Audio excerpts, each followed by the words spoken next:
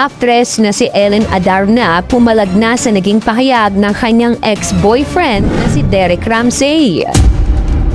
Kasalukuyang sitwasyon sa away ng dalawa, kumusta na nga ba? Para sa kabuuang ulat, alamin natin ang buong detalye.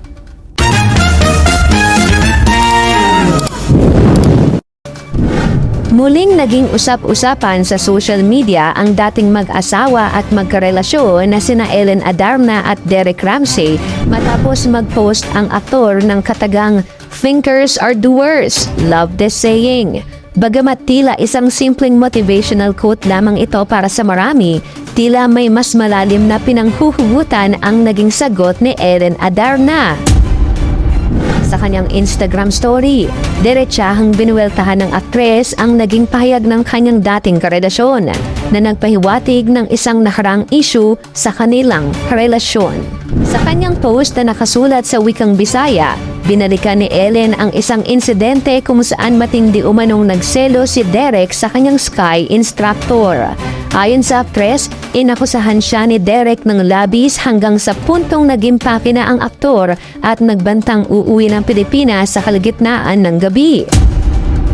Ginamit ni Ellen ang mismong linyang "Thinkers are doers" upang ipunto na ang pagiging praning o mapag-isip ng masama ng isang tao ay madalas na refleksyon ng sarili nitong gawain. Binigyan din pa ni Ellen ang labis na pagsiselos ni Derek noon ay tila isang paraan lamang para pagtakpan ang sarili nitong kamalian. Ayon sa kanya, nahuli rin umano ang aktor na nagloloko o nang-cheat kalaunan. Kaya naman naging praning ito sa ginagawa ng iba. Tinawag pa niyang hassle at nakakahiya ang naging eksena ni Derek sa harap ng ski instructor na ginagawa lamang laman ng kanyang trabaho sa panahong iyon.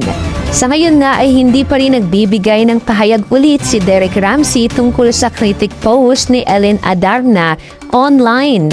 Samantala, maraming ang mga netizens ang humihiling na sana nga ay magkaroon na ng kalinawan at magkaayos na ang dalawa sa umiiral na issue.